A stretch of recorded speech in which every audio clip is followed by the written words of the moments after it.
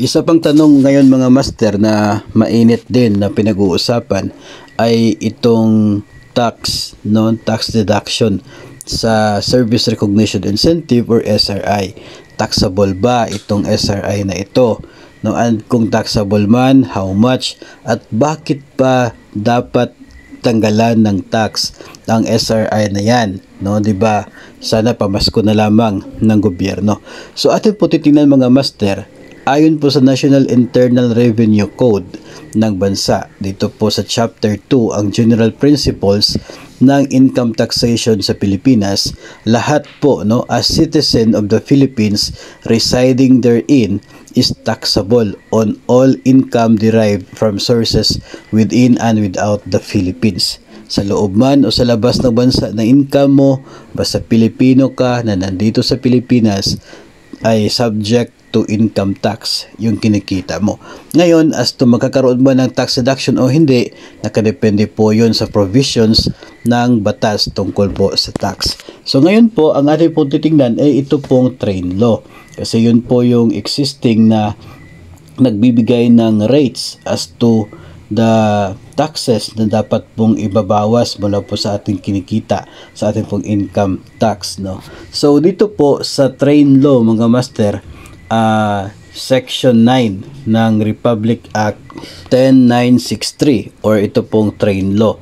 Section 9, sinasabi po dito na ang Section 32 ng National Internal Revenue Code as amended is hereby further amended to read as follows. So sa letter E, nasa ibaba po, tungkol po ito sa 13-month pay and other benefits. Gross benefits received by employees and by officials and employees of public and private entities, provided however that the total exclusion under this subparagraph shall not exceed 90,000 pesos. Okay, so yung exclusion pagdating sa income tax, no, dito sa 13-month pay and other benefits ay 90,000 pesos. So kapag mag-exceed sa 90,000 pesos na yan, ay hindi na po siya excluded doon sa tax deductions. So subject to tax na po siya kapag yung total mo na 13-month pay and other benefits sa loob ng isang taon ay sumobra sa 90,000. So ngayon, if you are a teacher and yung 13-month pay mo and other benefits na natanggap other than this SRI ay umabot na po sa 90,000, so yung SRI na makukuha mo, yung whole amount should be subject to tax. No? So depende po kung magkano po yung rate ng tax doon sa sahod mo as your income tax. No? So yun din po yung magiging rate ng deduction para po sa inyong SRI. Sa ngayon, as of 2023, effective January 1, 2023, pinakamababa pong rate doon sa income tax po is 15%. Last year is 20% po yun.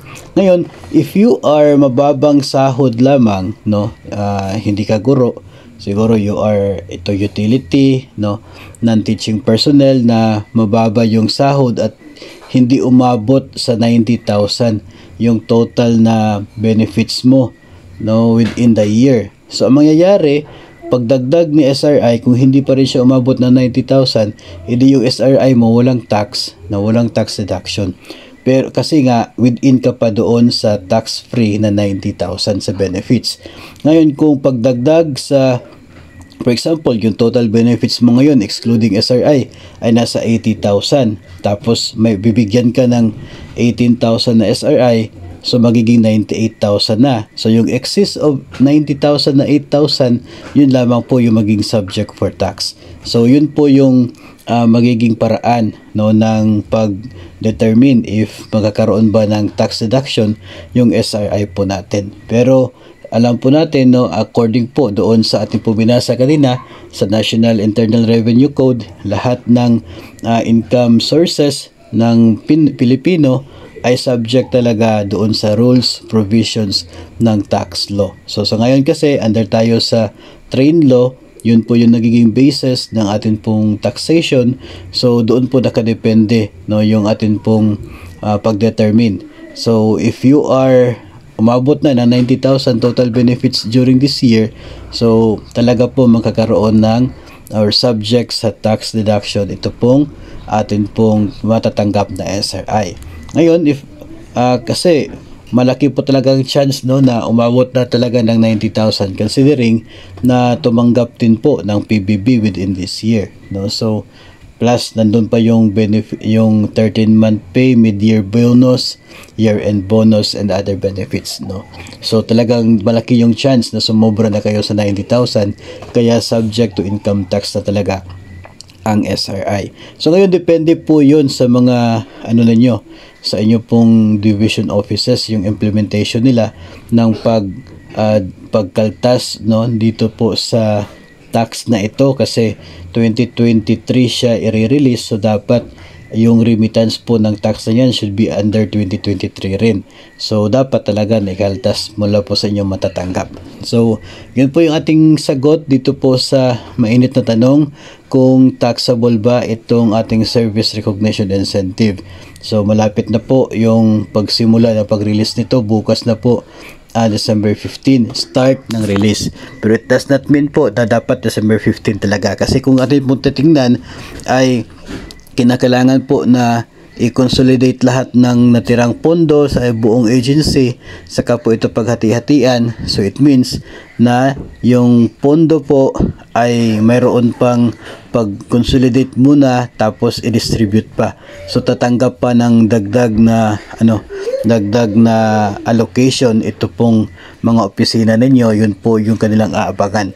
Tapos if ever po na true cash pa yung pag-release, the more po na mai-extend yung release date ng SRI, kasi kinakailangan pa pong i-process yung cash na siya pong ihahanda ng mga personnel na siya pong i-release sa mga eligible na empleyado, if ever man na cash po yung ibibigay para po sa SRI.